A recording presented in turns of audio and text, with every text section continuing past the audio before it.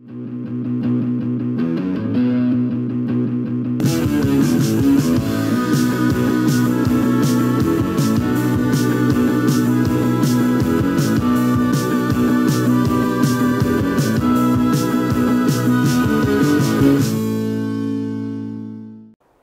soyez les bienvenus pour cette nouvelle vidéo. Aujourd'hui, je vous propose de suivre la réparation de cet instrument.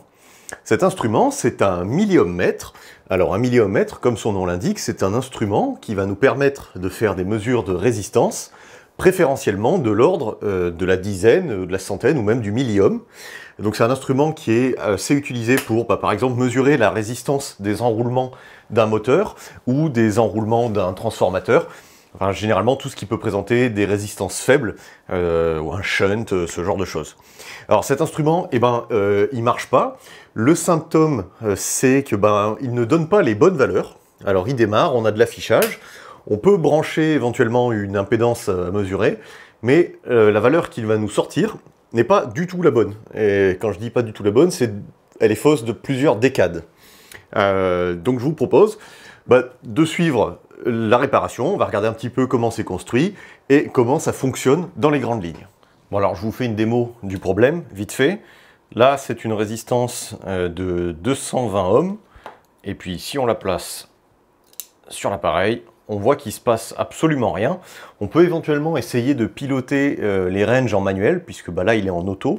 Donc là je suis sur le range le plus bas, 50 milliohms, puis je vais remonter sur le range de 500 ohms par exemple. Et l'appareil n'effectue aucune mesure. On peut essayer de répéter ça avec des valeurs différentes. Là, c'est du 2,2 kOhm. On va changer de range. 50 kg, il ne se passe rien. 5 kg, il ne se passe rien. Si on le remet en auto-range, il ne fait rien non plus. L'exception, c'est si jamais on le met en court-circuit, par exemple là sur une des broches de la résistance, comme ça. Bon, là, il nous affiche quelque chose. Par contre, le range qu'il sélectionne, c'est clairement pas le range optimal. On va se mettre en mode manuel. Et puis on va descendre par exemple sur 500 milliohms. Voilà, là il nous dit 0,62 milliohms, 0,055. Donc des valeurs qui n'ont pas beaucoup de sens en fait en changeant de range. Donc voilà le problème qui affecte cet instrument.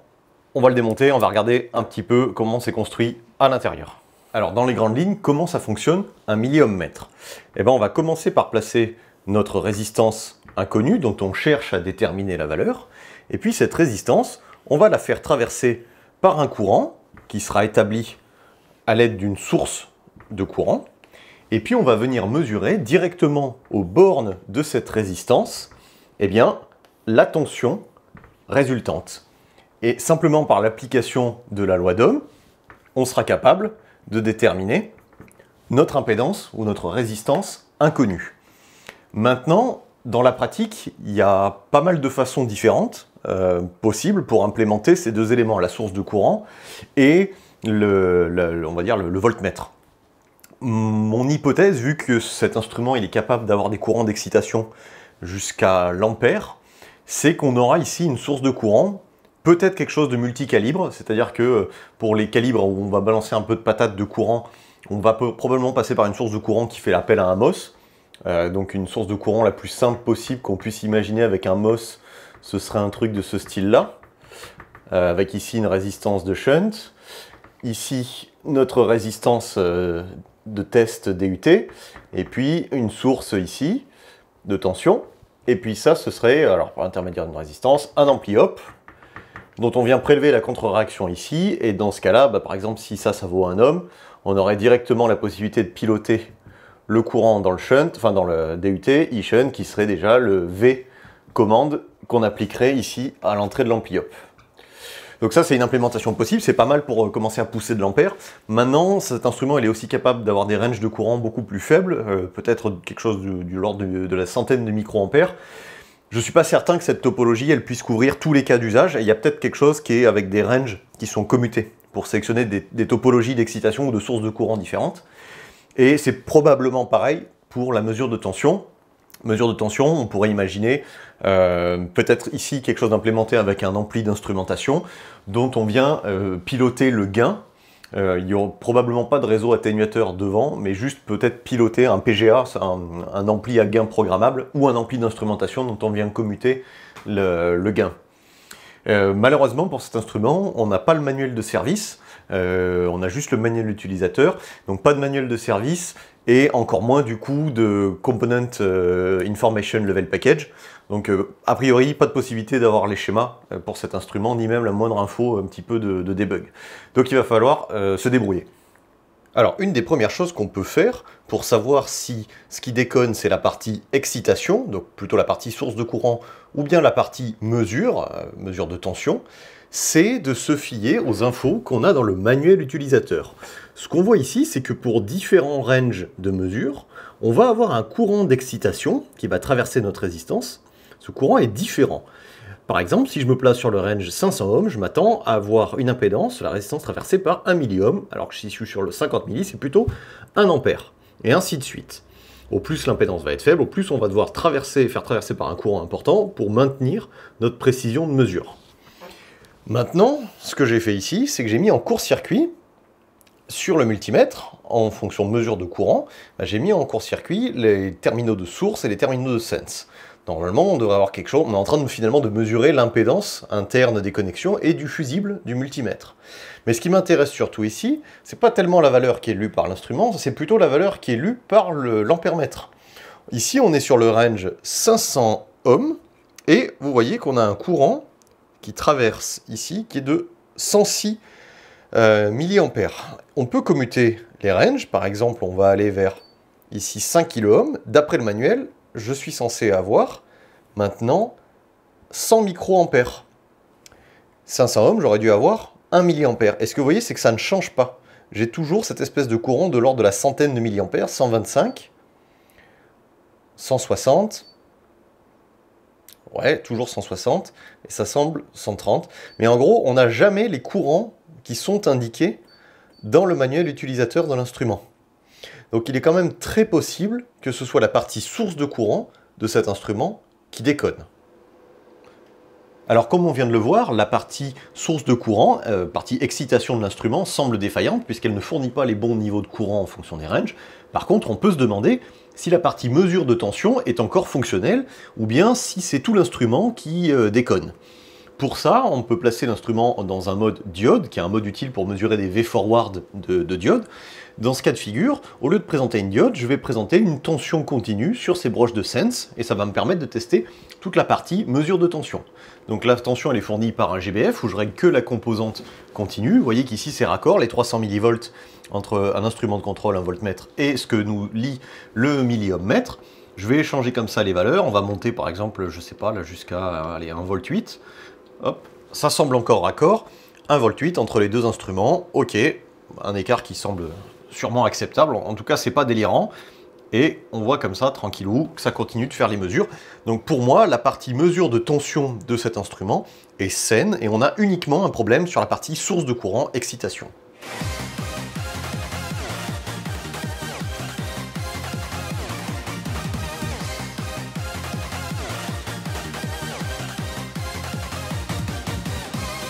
Alors voilà l'intérieur de l'instrument.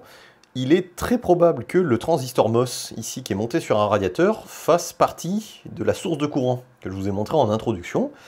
Comme autre composant qu'on peut identifier facilement, il y a ceci, cette petite brique noire, qui est un shunt de précision de 0,1 ohm, si je me fie au marquage. Et généralement, quand j'ouvre un instrument, il y a un truc que j'aime bien faire, c'est déjà une inspection visuelle. Voir s'il n'y a pas un truc complètement obvious qui a cramé, un boîtier ouvert, un truc qui a fait de la fumée. Et il y a aussi d'autres trucs que j'aime bien vérifier, c'est les protections. Lorsqu'il y en a, c'est pas toujours le cas, mais parfois, dès les étages d'entrée de l'instrument, on a des protections. Vous voyez ici, on a une petite carte qui fait la transition entre les fiches bananes et du câble pour aller vers le reste de la carte. Et vous voyez qu'on a ce petit élément rouge qui dépasse du dessus de la carte, qui est en fait très probablement une diode TVS, ou une Zener, qui a probablement comme fonction d'éviter, si jamais il y a des tensions qui sont présentées à l'entrée de l'instrument, des tensions trop importantes, pour tenter de protéger finalement toute la circuiterie.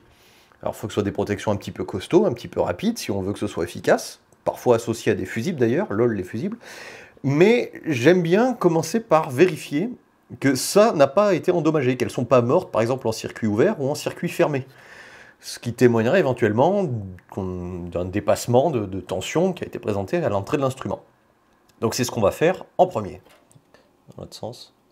Ok, ça c'est intéressant parce que quel que soit le sens de mesure, on a 0. On peut même maintenant se mettre en mode impédance, enfin résistance. Et là, on a clairement un élément qui est mort. En tout cas, si je suis bien aux bornes de cette diode, c'est pas normal d'avoir une impédance aussi faible dans les deux directions. Et notamment pas de tension de seuil. Donc là, il est très possible qu'on ait cette diode, à minima, qui soit morte, plus celle-ci qui me paraît suspecte. Avoir une tension de seuil dans les deux sens, il faut que je regarde de quoi il s'agit. Alors, après démontage, il s'avère en fait que, eh bien, ça n'est pas cette pièce qui introduit la continuité entre PE et plusieurs de ces signaux, ni même la tension de seuil un petit peu bizarre dans les deux sens. J'ai testé les diodes individuellement par rapport au PE, et vous voyez, à chaque fois, ça n'est jamais passant, quel que soit le sens que l'on prend. Et éventuellement, ce que je pourrais faire, c'est tester avec un traceur de caractéristiques qui exciterait un petit peu plus haut que le multimètre, par exemple à une dizaine de volts, pour voir s'il y a quelque chose qui rentre en conduction. Je vais plutôt continuer le démontage parce que je pense qu'il y a peut-être quelque chose de bizarre sur le circuit d'excitation et non pas juste sur cette carte d'interface. Alors j'ai un petit peu progressé dans mes recherches et il s'avère que le transistor que vous voyez ici, qui est le transistor MOSFET qui est utilisé en régime linéaire pour faire la source de courant, eh bien il avait une impédance drain-source ohmique quasiment en court-circuit. Ce qui est extrêmement suspect pour ce transistor. Il n'y a aucune raison qu'il soit en court-circuit entre drain et source. C'est plutôt signe d'un problème, que le composant est mort. Donc ce composant, on va le dessouder, on va l'extraire et on va le passer sur un petit testeur de semi-conducteur très sommaire, juste pour voir l'état de ses jonctions. Alors voilà le transistor. On va utiliser ce testeur qui suffit largement pour identifier s'il y a un problème avec le composant. Et vous allez voir sans surprise que le testeur le reconnaît comme l'association de 3 résistances en série avec des valeurs extrêmement faibles, ce qui n'est pas du tout compatible avec le comportement d'un transistor MOSFET. Voilà, donc on va commencer par remplacer ce transistor A9. C'est un truc de ces International Rectifier, je crois. Donc c'est un IRF Z34N qu'on peut probablement trouver d'occasion sur eBay ou ailleurs. Alors il s'est passé un petit peu de temps depuis le dernier plan, mais par la magie du montage, tout cela ne se verra probablement pas. J'ai essayé à la base de remplacer le transistor par un autre que j'avais en stock de façon immédiate, qui n'est pas exactement le même modèle, qui était un IRF 840, mais qui avait des caractéristiques qui selon moi étaient suffisamment proches pour, dans cette application-là, ne pas causer de troubles particuliers au fonctionnement. Et malheureusement, ça n'a pas été le cas. Enfin, je veux dire, le milliomètre ne s'est pas remis à marcher. J'ai donc commandé le bon transistor chez un vendeur là sur eBay. Il est arrivé, je l'ai soudé en place sur la carte et malheureusement, ça ne fonctionne toujours pas. Là, par exemple, j'ai une résistance, quelque chose comme 330 kΩ qui est branchée entre les deux pinces de test. Et indépendamment du range que je vais choisir, le milliomètre refuse de faire des mesures qui ont du sens. Là, par exemple, sur le range 5 mégas, il me dit que c'est quelque chose de l'ordre de 1,5 mégas, c'est pas du tout le cas. Et sur 500 kΩ, alors qu'il devrait être capable de mesurer, il n'y arrive pas. Ce qu'on va faire, c'est qu'on va regarder quels sont les niveaux de courant qui sont maintenant injectés par le milliomètre après le remplacement de ce transistor. Parce que s'il faut, eh ben, il n'injecte toujours pas les bonnes valeurs de courant en fonction de ces ranges. Alors, mauvaise nouvelle, les niveaux de courant là, que je mesure, par exemple sur le range 5 mégaohms, on devrait avoir 1 microampère, je suis à 200 microampères. Si je me mets sur 500 kg, j'ai quelque chose de 3,4 mA, 3,3, qui correspond à rien d'ailleurs dans le manuel de service. Les décades, normalement, c'est par décade, à chaque fois c'est 1 micro, 10 micros, 100 micros, 1 milli, etc. On n'a pas de valeur différente comme ça, de 3-4 milli. Alors là, je suis en overrange. Là, 37 milli sur le range 500 kg, 50 kg, ça correspond à rien. Alors, à une petite différence près, c'est qu'on va changer de calibre sur le multimètre, on va se mettre sur le 10 ampères. Et on va aller directement sur le milliomètre dans du range extrêmement faible de 50 milliohms. Et vous voyez que par contre, cette fois-ci, on a 1 ampère, alors pas tout à fait 1 ampère, 1,034, mais contrairement à avant, on n'arrivait pas du tout à avoir 7 ampères, on restait bloqué à 100 milli ou 123 milli, mais jamais de l'ordre de l'ampère. Et là, il s'avère que ça fonctionne. Donc il semble quand même que le remplacement de ce transistor ait changé quelque chose dans le comportement de la source de courant, mais que par contre au niveau des ranges, on soit toujours pas bon. Donc là, ce qu'on va devoir faire, c'est retourner étudier la circuiterie de la carte, essayer de comprendre un petit peu comment elle se construit, parce qu'on n'a pas de manuel de service, et tenter de trouver des composants qui seraient défectueux. Alors après un petit peu d'analyse, j'ai fini par trouver des choses suspectes, autres que finalement le gros transistor MOSFET qui était monté sur radiateur, qui lui a été remplacé. J'ai trouvé parmi ces 3 composants que vous voyez ici, qui sont également des MOSFET. J'en trouve un avec une impédance anormalement basse entre drain et source. Et je vais quand même vous montrer un petit peu avant ma compréhension du circuit, de ce qui est implémenté ici. Alors on revient, c'est le schéma de tout début de la vidéo. Le transistor qui est ici, c'est donc celui qui est sur radiateur, qu'on a déjà remplacé. Et puis les résistances que vous voyez ici, ce sont les résistances que vous voyez ici sur la carte, les 3 résistances en package cylindrique, MELF, et cette grande résistance de shunt ici en package noir, je ne connais pas le nom du package, mais une résistance de 0,1 ohm. Elle se présente, après analyse a priori selon la configuration suivante, avec une résistance de 100 kΩ qui est présente en permanence dans la contre-réaction au pied du MOS, et par contre les 3 autres sont commutés par les 3 petits transistors MOS qui sont dans les boîtiers SO8 que vous voyez juste ici. Et je trouve des impédances extrêmement faibles, c'est-à-dire que si je viens avec un ohmmètre et que je me place aux bornes des différents interrupteurs en drain source comme ça, eh ben, j'ai des choses extrêmement faibles, et un en particulier où j'ai quelque chose de l'ordre de la vingtaine d'ohms, et sur les autres, j'ai des doutes. Je pense que ma mesure est faussée par le fait qu'il y a probablement un des switches en parallèle qui est en court-circuit. Dans tous les cas, je vais tout dessouder, c'est facile à dessouder, et on va les tester individuellement pour voir s'il n'y en a qu'un seul qui est mort ou s'il y en a plusieurs qui sont morts. Donc je pense qu'on a trouvé autre chose qui expliquerait pourquoi est-ce qu'on ne délivre toujours pas le bon courant, sauf peut-être sur un range qui est celui qui va bien lorsque le MOS en question est court-circuité.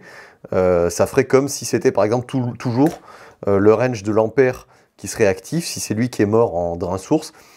Ça expliquerait pourquoi maintenant le milliomètre marche que sur les ranges les plus faibles où il doit sourcer de l'ampère. Alors je viens de dessouder les 3 transistors MOSFET, et je viens également de les tester à l'ohmmètre, et malheureusement les 3 sont grillés, alors de façon pas tout à fait identique, c'est-à-dire que l'impédance entre drain et source, il y en a un c'est de l'ordre de 24 ohms, quel que soit le sens de mesure, il ne faut pas se faire avoir parce que normalement dans un sens, si le MOS est sain, on peut mesurer la diode intrinsèque, mais là c'est pas le cas, indépendamment du sens de mesure.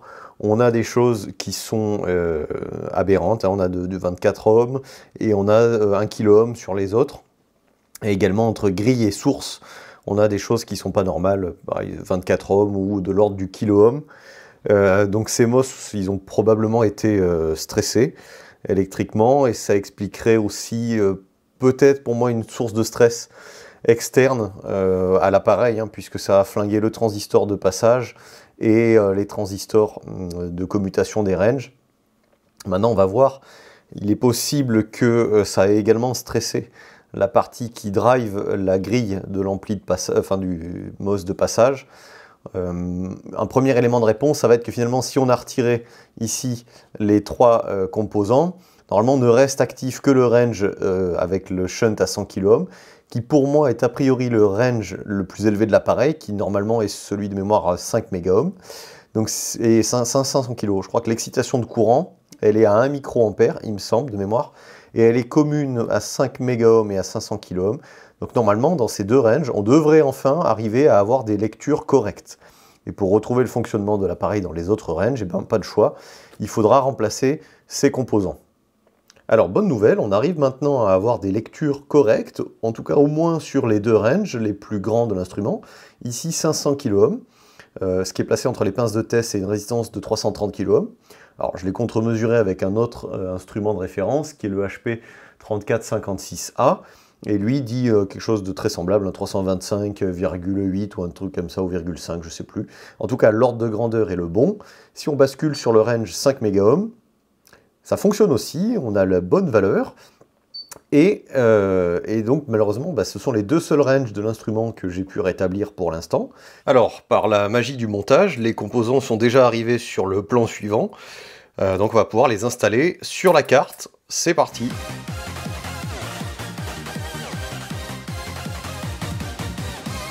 Bon, voilà le résultat. C'est pas incroyable, mais par contre, à mon avis, ça fait largement le travail. Ça demande encore un petit peu de nettoyage.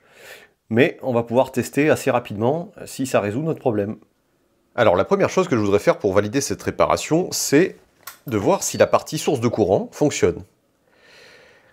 Et a priori, c'est plutôt pas mal parce qu'on a 1 ampère, c'est la première fois. Alors à voir si on a 1 ampère tout le temps ou si c'est sur le bon range. Alors là, on est sur le range 500 milliohms. Et de mémoire, si on regardait la doc technique, 500 milliohms, c'est 1 ampère de courant d'excitation. 500 milliohms, ouais, de mémoire, c'est aussi... c'est 100 milliampères, là, c'est ce qu'on a à l'écran. Ok, le 5 ohms, c'est commun, c'est 100 milliampères. 50 ohms, 500 ohms. 50 ohms, 10 milliampères, ok, c'est pas déconnant. 1 milliampère, voyons voir, si je vais changer de range sur le multimètre. On va passer sur 500 milliampères ici. Voilà, hop, pardon. Donc on a 1 milliampère, tout juste. Et ainsi de suite, 100 microampères. Donc a priori, la partie source de courant, là, elle semble plus déconner. On va remettre les pinces de test sur le million-mètre et on va essayer de caractériser là, des impédances que j'ai un petit peu sous la main. Alors pour faire des essais rapides, on va utiliser cette petite collection de résistances de shunt, ou en tout cas de résistance de faible valeur. Alors typiquement ici j'ai une résistance de 50 milliohms, il me semble. Donc on va utiliser les pinces Kelvin pour faire notre mesure. Alors je filme avec une seule main, ce qui n'est pas évident pour positionner les pinces Kelvin. On va descendre le range à la mano. Et effectivement, c'est bien ça, c'est bien une résistance de 50 milliohms, a priori, en jugé par le code dessus. Si je me plante pas, ouais.